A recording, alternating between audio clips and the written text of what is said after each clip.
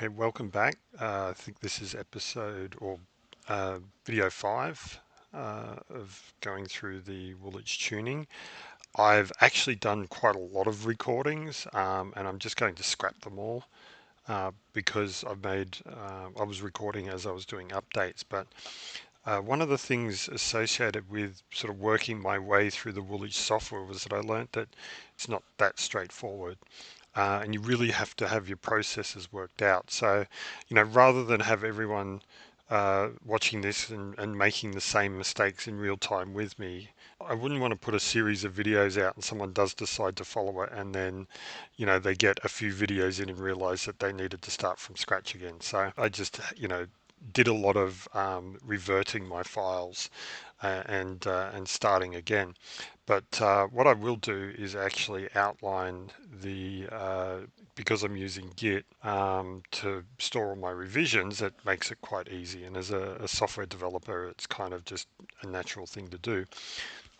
So where I left off before was effectively I started doing the auto tuning stuff. So I connected up uh, the zeitronix. Actually, let's go and pull that up.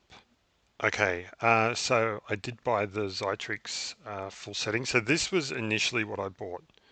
Um, and going back to a video when I first looked at getting the bike tuned after modifying the exhaust, I had the guy in the tuning shop bring this page up and show it to me as a way of justifying the $800 Australian he was going, or $850 odd dollars he was going to charge me. But well, a license is actually $100 extra. So if he couldn't justify the $745 that they were going to provide value for, that's their own fault. Bringing this up and showing me this wasn't going to work.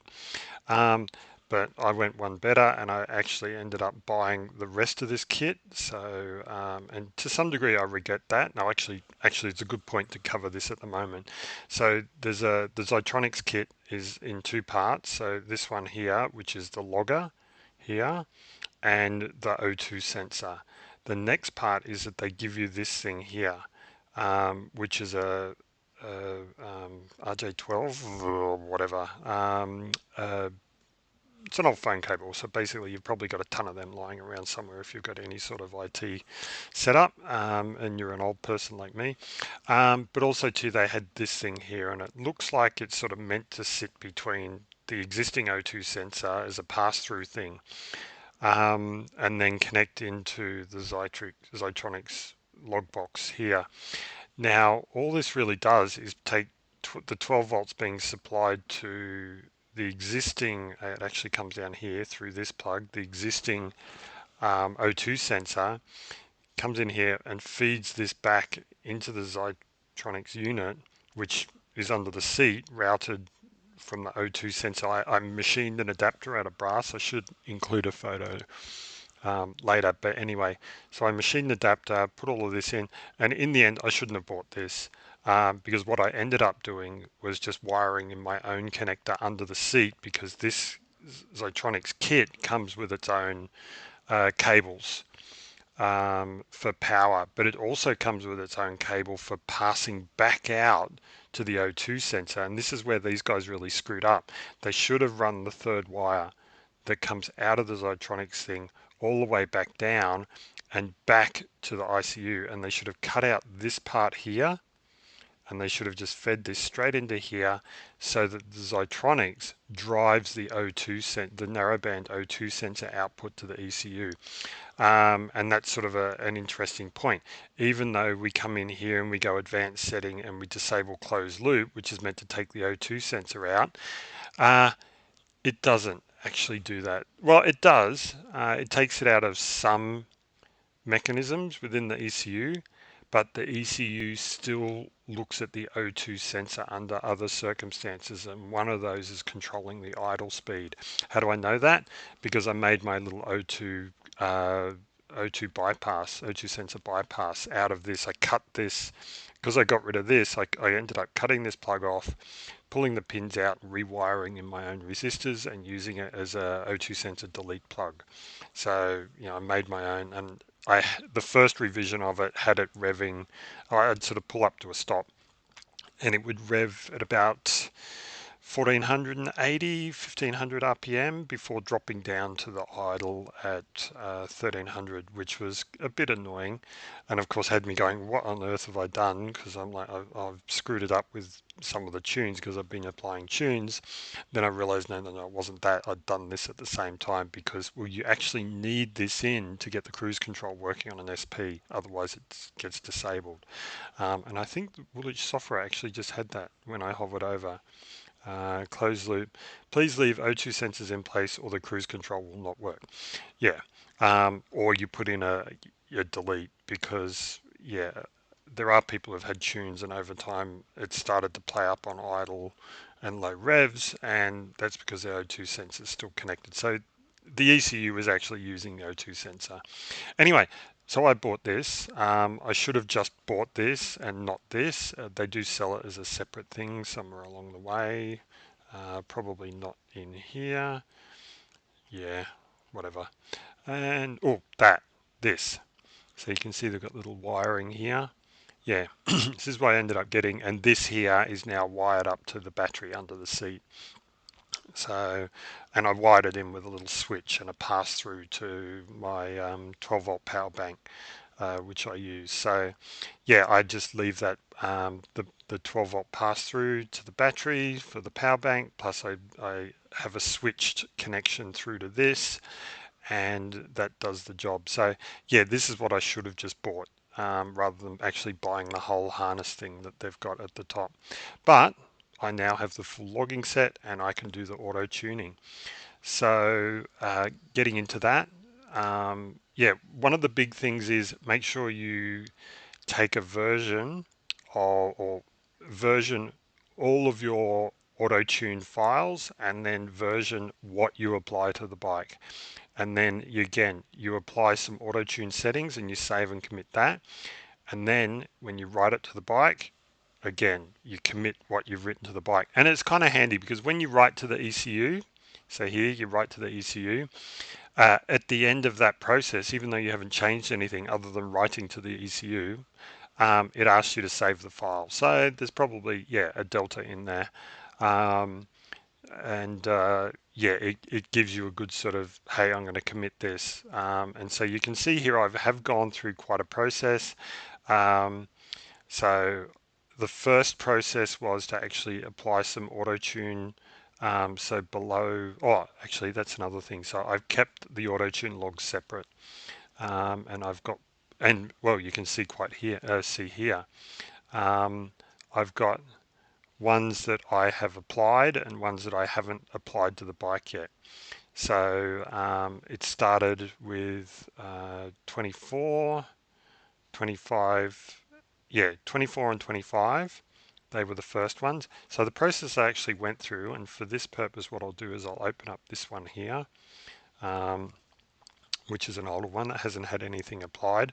And I'll come into the auto tune and files and open the log file, and I'll go to these. So 24, 25, what I did was I opened these up and this was my first run. Now, it's quite interesting. So these are the adjustment that it thinks it needs. It is very, very, very important that you go and set up your settings. And literally, you really do want to do all of these. You want to filter out neutral, you want to filter out clutch in, you want to filter out 0 RPM data, you want to filter out these sort of outlier ones, you want to filter by power mode. Although, actually, that's kind of pointless. You don't need to worry about that. You do want the IAP deceleration filter, so that's engine braking. You don't want your engine braking to be in there, although I don't know if that works that well because, well, hey, look, engine braking, people, here it is. All right, because you've got 0 throttle position, and there's a huge bug in it. We'll have to talk about, I'll get to that later, but this column here actually comprises data that really belongs in all of these first 4 cells. So in amongst this, some of these records here will have ETV values that actually go in this column here, because Woolich has got a bug in their log file decoding. Anyway, back to settings. This one here, let's see, minimum, average. Yeah, I'm not too worried about that. I did drop this one, so I set maximum percentage change. I dropped it lower. I think it was 10% initially, and then I dropped it right down and wasn't getting a big enough change per chunk, and so I put it back, or put it back up to 6. Also, oh yeah, so minimum cell data logs. So how many logs are in it before it even counts it? So, you know, well, that one there really shouldn't be counting it, or unless it's group. These are groups. So yeah, we'll have to see. Anyway, so it's not supposed to count that. Um, but maybe there are some, it's just not showing them. And yeah, so I specified a user-defined IAP to ETV. I wish they'd change that. And a smoothing strength. So this is another one that's like how big a change it tries to make, or how dramatic the difference are. Um, yeah. Oh, and this one, yeah, the tuning strength, 70%. So that's sort of wound down. It won't go to super big changes. So based upon this file here, and as per what I checked in, I really only applied these first two files to the IAP before I applied it to the bike. So let's go to the IAP. And yeah, this is a lot of very, very lean in this area here. So that I wanted to fix up. And there's, so it's a bit rich up in the, so this area here is engine braking, and this area down here is acceleration. This area here is more sort of your cruising area, and you can see it's quite lean in this area. So yeah, I applied this first. What you do is, that's the log data, but and you've got your target AFR. So I've just gone with the stock one that they've got recommended. This is what I did. So I did that and I just applied it. So what I did was the Autotune map. All right, and it gives you, and you can, yeah. So this is with adjustments applied. They haven't actually been applied. You can actually go and show original, and then and yeah, the auto tune. So that show your value, but it doesn't really give you any sort of indication. That's why you do this. So if I go the original map, no, this is the original, and this is the adjustment. So it's actually put in a bit more fuel in these areas here, and it's put in some more fuel down here. If I flick back again, yeah. So you can see, and down in these areas here, which is heavy engine braking, it's leaned it out a bit, but we'll cover that a bit later. Now, one of the things I've been liking to do is you can actually see the percentage changes. And if I turn off the graph, you can see here that, yeah, it's added a maximum of, let's see, 5.2 is probably the biggest that it's put in. No, 5.5, 5.6%. And if you wanted to actually see that value, oh, is it going to give it to us? I don't think it will. So we won't actually see the delta values. But yeah, we'll just take it as read that that's what it is. So yeah, and I just hit apply. So I came back to Autotune map and I did apply.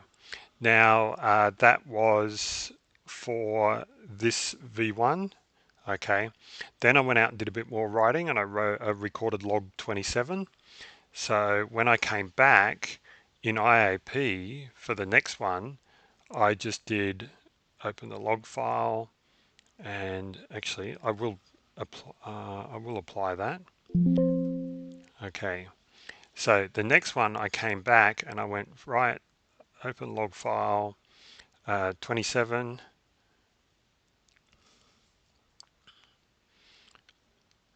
And it's processing it, and these are the adjustments based upon that. Okay, so still a bit lean, but not as lean. So you can see it did make a difference. This is not as lean as it was.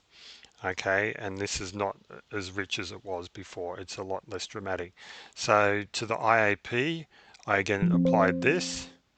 Okay, and then I went to TPS, and to TPS at the moment it's going to load in that file 27. But what I'm going to do is open all three, sorry,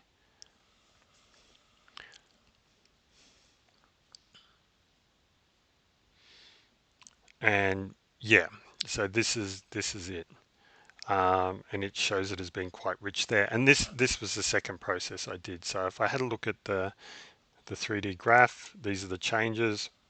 Made it richer here, made it leaner here. Um, if we have a look at the map, whoops, yeah.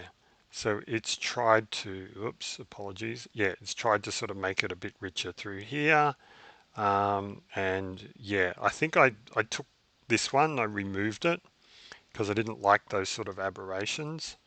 And yeah, feel free to do that. So it's like you go and you find that one, you go, okay, that's at 59 and 7,000. Um, so if I go back to turn that off and come here and find 59 and 7,000, it's this one here. So I just took that out and I didn't let it make that change. Although it's got a fair chunk of data for it, but under the circumstances, yeah, this is wide open throttle at 7,000 RPM. So um, in what gear? Oh, that's the other thing. So, and that's what I don't like. It doesn't allow you to do grouped gears. You can just do one gear or all gears. You should be able to. I wish they had a feature where it said, right, include gears 3 to 6. But I'm working on that. So that was the process.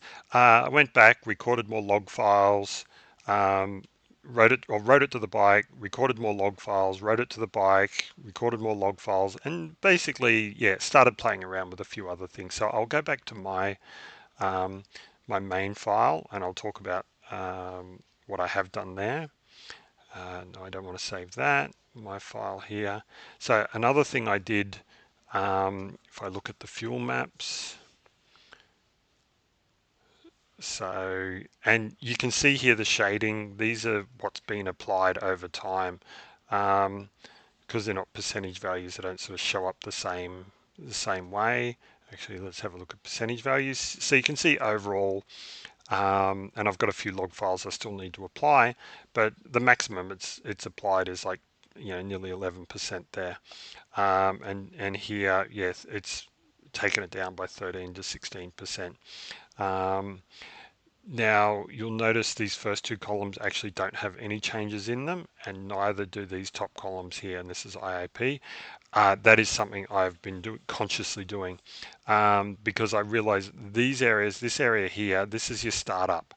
So this is starting the bike, and I've got a couple there, but yeah, you don't want it messing around with that area. That's the bike trying to idle. So Autotune should stay out of that, and that's one of the things I wish this software had a feature of, which was to just designate areas where changes do not apply. The other thing is here, IAP of 0. Yeah, 0 is wide open throttle.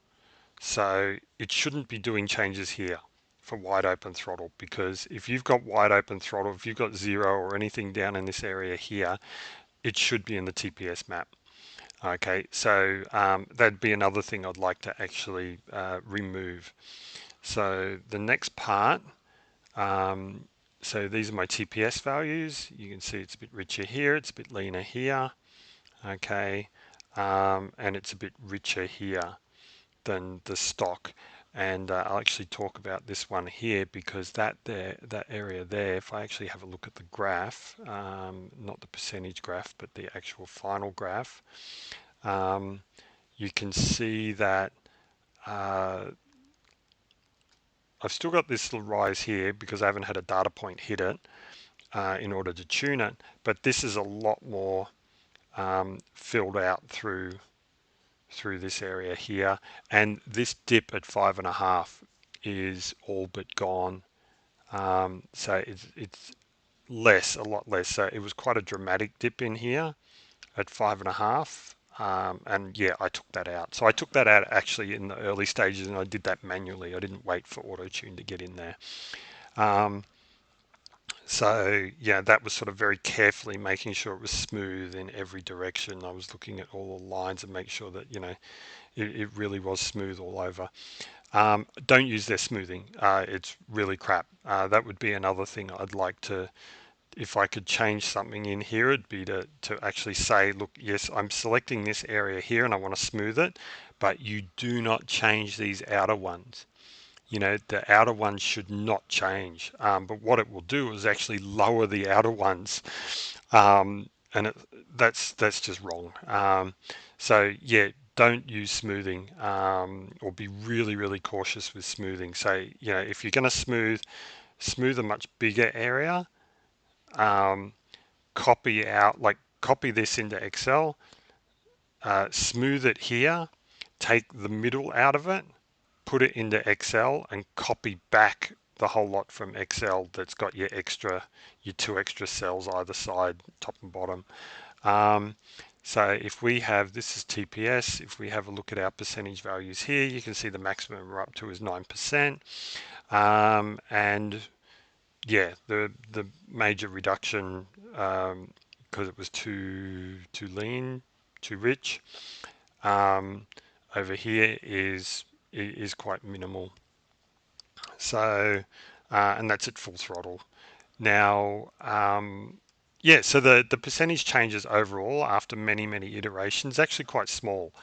So the bike, the exhaust, to some degree, I'd say yes, the exhaust change would have caused it to be a bit leaner at the lower revs, but because it's still got the catalytic converter in, as the revs go up and you're riding it hard, yeah, I would expect these bits here to be as stock, and as stock it was actually saying it was rich. So yeah, not too worried about that. I think that's sort of okay. I've still got a couple of files to process, but that gets us into another thing. So I wrote a filter, or added a filtering aspect to my CSV converter.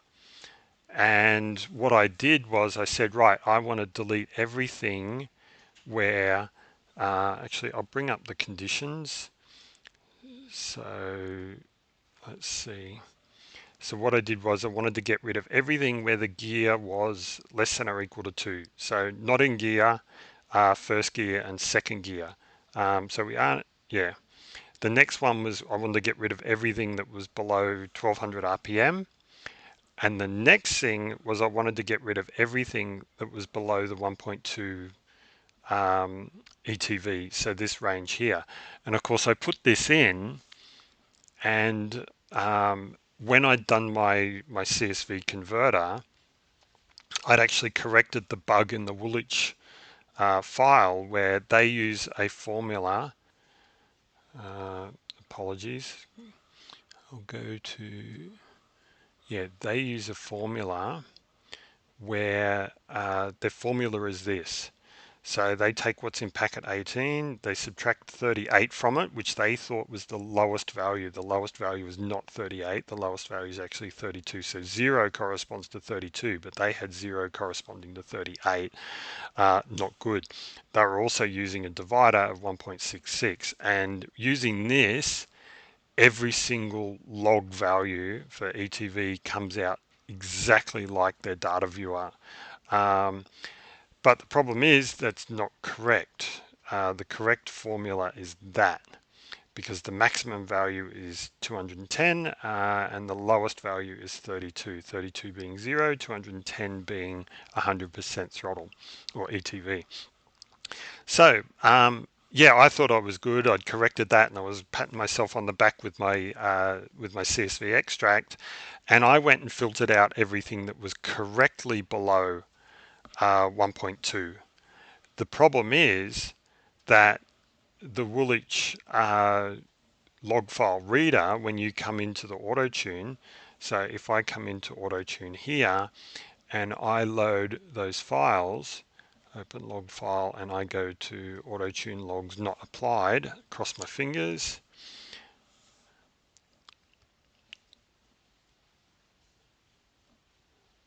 see it's still populating these columns. And I'm like, what on earth? And then I realized, and it's like, yes, this data shouldn't be here. I've got it filtered out. The problem is that Woolwich sees stuff that is actually supposed to be up here in this column and puts it in this column. So your Woolwich is up to 2 or 3 cells out with its auto tune. And even here, these cells here actually are these cells. So if you auto tune 8.2, you're actually the data you're auto tuning based upon actually came out of 9.5. But it's like, oh, how do you raise that? Hey, guess what? I hacked your log file and I've discovered a bug and it's really fucked up your auto tune and it's screwed up every single MT09 Gen 3 tune on the planet. Yeah, it's not going to go down well. Um, so uh, yeah, at the moment I modified my filtering program and I have it now gives me out an auto tune acceptable filtered one. I don't know if this is final, so I'll open this up and we'll just have a look at what we get. And yeah, you can see now it correctly excludes these, because what I do is when I do my auto tune log extract for use for auto tune, I actually put in a value that Woolwich will back calculate to put it into the correct column. So I actually adjust the values so that they can into wrong on the other side, so they can adjust them incorrectly back into the right spot. Yeah, sneaky, but it does the job. So now every single record here, all of these logged records are all for these cells. And interestingly enough, yeah, well, we can see here the adjustments. It's wanting to adjust it by, or make it richer by quite a bit. It's wanting to make these leaner by quite a bit, wants to lean out this by quite a bit, but this is sort of low idle stuff. So I'll probably, when I do this, not actually allow this to go through anyway. And I do that, and that's part of where you need Excel, because you need to make sure that you've got your original tune map here, and I'll go here just for my own purposes, but you'll need to make sure that you've got the original values here so you can put them back, because you can't just, yeah, like it's already got values applied, and to be honest, I'm kind of okay with them. They're not that dramatic, but um, yeah, it's a part of the process you need to follow. Anyway, well, yeah, you need to be able to roll back, and I have had to roll back so many times, it's good to be able to. Um, well, another option is you actually come in here, and this has got the auto tune changes, and I go, right, I'm just going to, and actually I do this quite a lot, and I come in and I say, right, I will take from 1300 at 3.6. I'm looking at 1751 here, and I will just come down to the bottom corner here, and I will copy that, Control C. I am looking at 1300 at 3.6, 1751. I will come to the fuel maps. I was I in TPS? I think I was in TPS.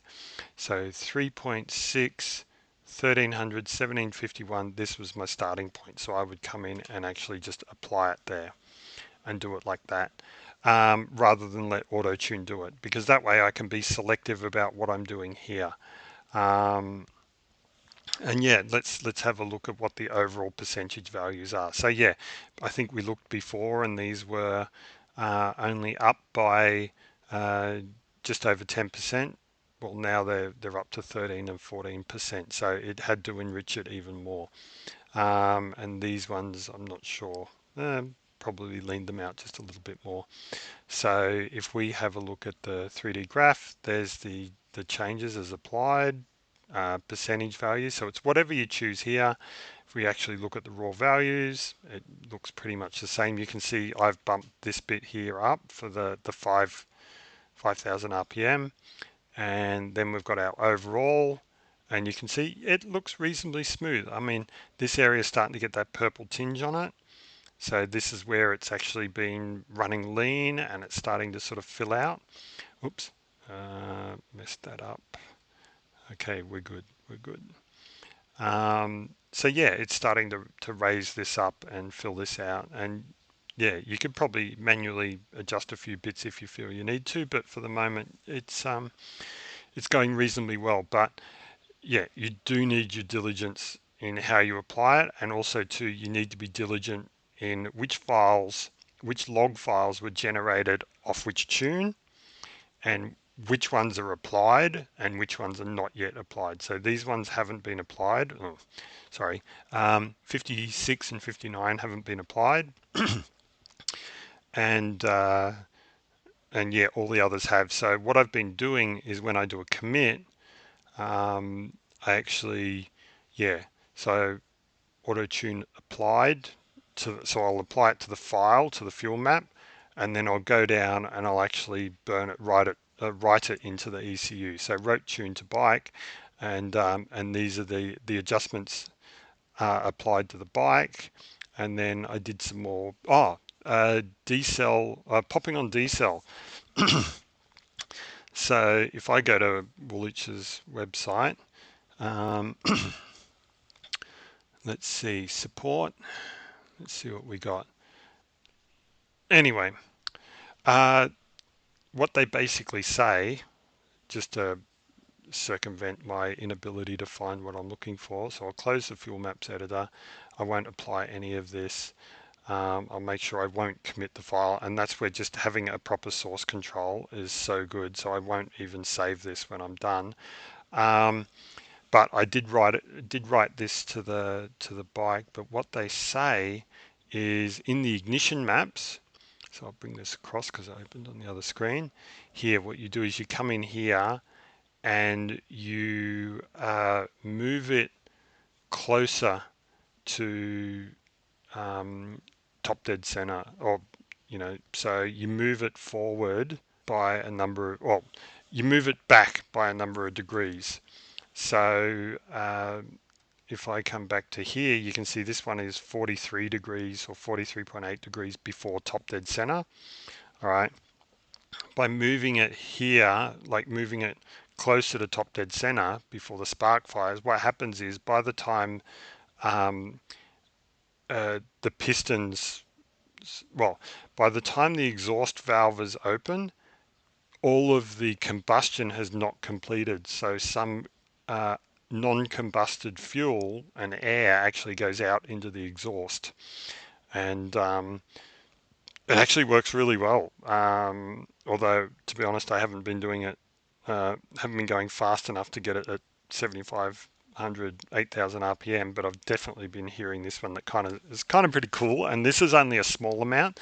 Woolich are actually saying set it to 0, which means all of your fuel goes in. But yeah, to me, that's sort of pushing my luck a bit. Anyway, that actually worked reasonably well.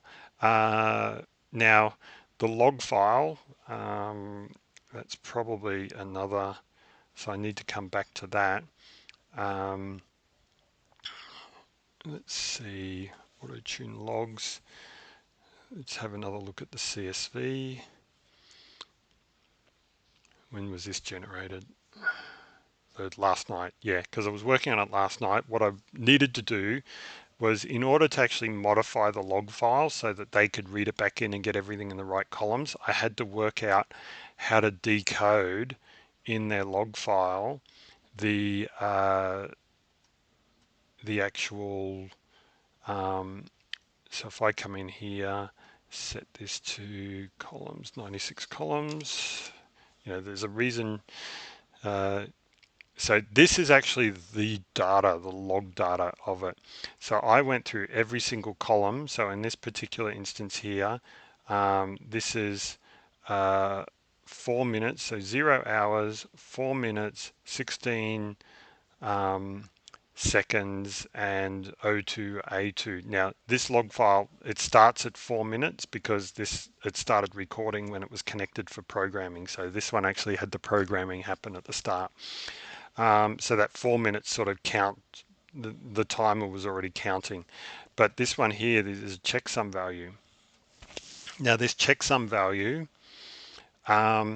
thankfully, it directly correlates to every single one of these fields except for hours and minutes. So if I was to change this one here to 17 and all these values are in hex, so 0x17, then I would need to increase this by 1. So I worked all this out last night and was able to create that filtered file in which allowed me to packet 18. So here we have, is it packet 18?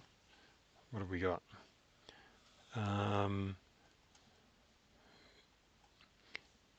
Yep, packet 18. So we need to subtract 32 and divide it by 1.78, and this will get us our value. Now, don't know why it's at 80. Oh no, it's not 18. Full. Okay, because of course 18 is in hex. So 24. Oops, no, 18 is 12. This one. So here. Oh, that's right. It was. Why is that not 32?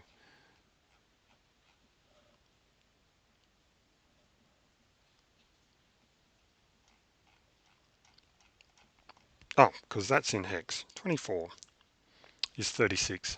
So 24 is 36 in decimal. So yeah, this one here is reading 36. So 36, 32 minus 1.78.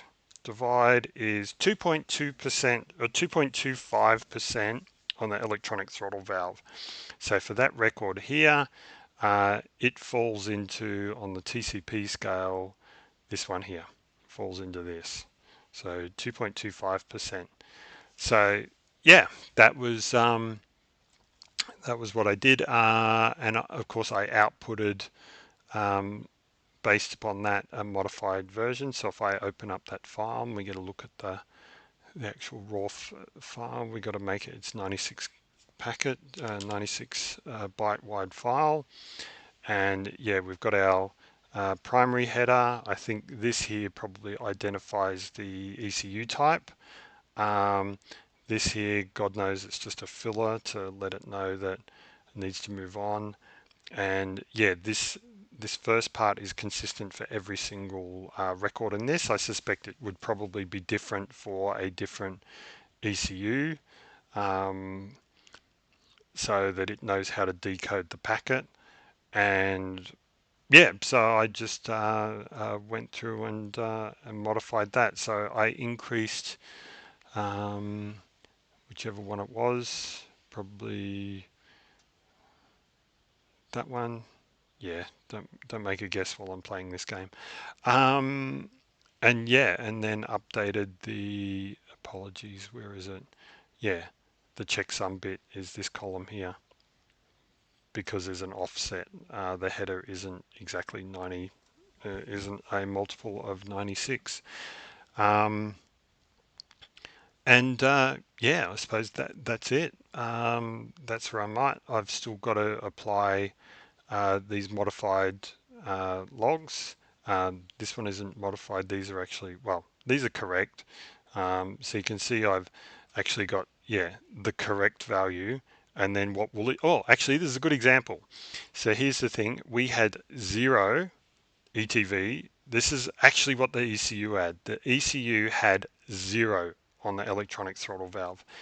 Woolich are treating that as minus 3.61, except they can't handle minus 3.61, so they just set it to 0. In reality, all right, but it gets worse because when you get up to say here, 2.25, that's how many cells?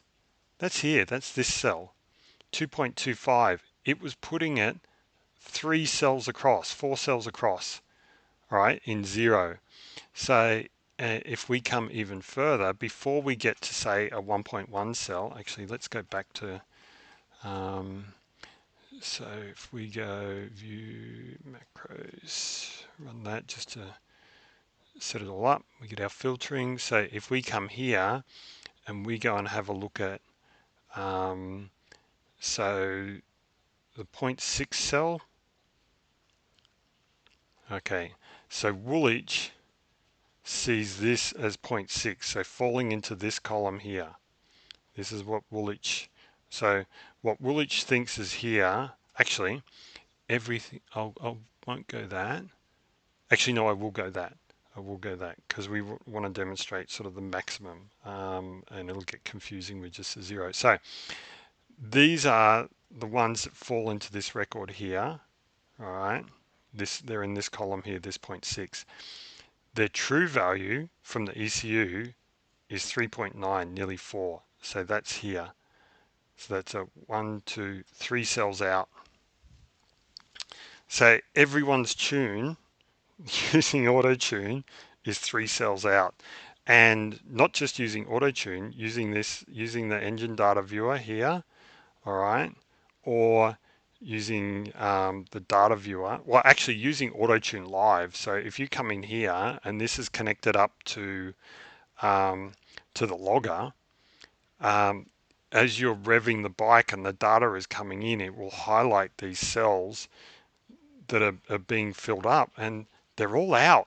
They're all out by, particularly if you're down in this area here, if you're down in this area, they're all out by 3 cells. So yeah, huge deal, but it's fixable. And yeah, at the end of the day, it's not a huge drama. It's not a major drama. If it's out by a little bit, your bike's not going to blow up.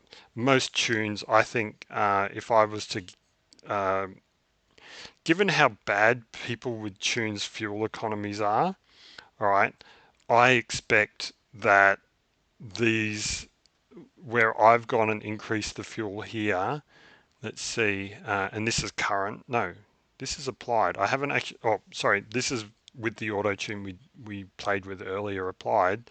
Yeah, so I've increased it by 13%. So I've increased it by 200. All right, 200 relative to, well, yeah, it's 13%. It's not that big, and relative to, say, this column here, yeah, it's not a huge difference, and they make it so rich that it probably doesn't matter, because yeah, everyone's fuel economy is so crap after getting a tune that they must just be coming in here, selecting the whole lot and just going up by 15% in order to ruin, and just go here and go add, while they've got the whole thing selected. Let's just, for shits and giggles, show you what that would look like. And they just come in and go boom, let's just up it by 15%, and then we come back to our 3D graph, and yeah, so am I looking at the right one? You should probably just look at values. It's not going to look any different. I just put it all the way up. So that, yeah, they're probably doing something crazy like that, which is, it means that, well, if it's running a bit lean, because they should have made it a bit richer because everything's sort of shifted out of place. It's still going to be rich anyway because they made it over rich in the first place. So not too worried about that. To summarize, get your processes in order. Make sure you've got a process. It doesn't need to be this, all right? You can literally just save every time you do a save of the file, tack a version number on at the end. So you could go and do, say I've got the file at the moment, and I could go file, save as, I could go this one here, 2021, and I could put underscore V5 pre, all right? So, and then I could save that, And then after I've written it to the bike, I could come along and go save as, um, applied, because it's been written to the bike. And then over time, I end up with a list of files of all different states. And then, as you go and you open this one up again, for the next one, and you apply the next lot of logs to it, and so on. So that's the process you need to sort of come up with to manage yourself, and make sure you've got a spreadsheet, because it is so important to be able to copy those files, um, or copy those data ranges around to get rid of the ones you don't want to be changing. On another note, I did talk about fuel economy. I have run this bike on some very sort of quick weekend rides through the twisties and whatnot. And to be honest, I've actually gained fuel economy, which has me scratching my head. Although it's still very similar. So, and I fill the tank with the bike upright. I don't have the bike on its side stand. So I and I really do fill it right up till it's just above the bottom of um, the sort of bracket thing that's in the nozzle, in the opening of the fuel tank. Um, and yeah, 210 to 220 kilometers range, and that's when the light comes on, and that has been super consistent. So the changes I've made have been making it richer and richer and richer slowly, have actually been bringing that down a little bit, probably by 10 kilometers. But then you can sort of get that just by normal riding.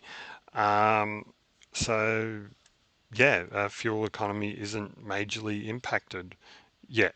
Um, so yeah, it makes me sort of realize that people can't, uh, whatever. That's it. People's tunes and their woeful fuel economy is it's something that just does my head in, and people's acceptance of it just does my head in. I don't know how people can justify it. But anyway, that's a discussion for another day, or it'll be something I just keep mentioning forever. But for right now, I'm going to sign off and edit this up and get it uploaded. So thank you if you've stuck around this long.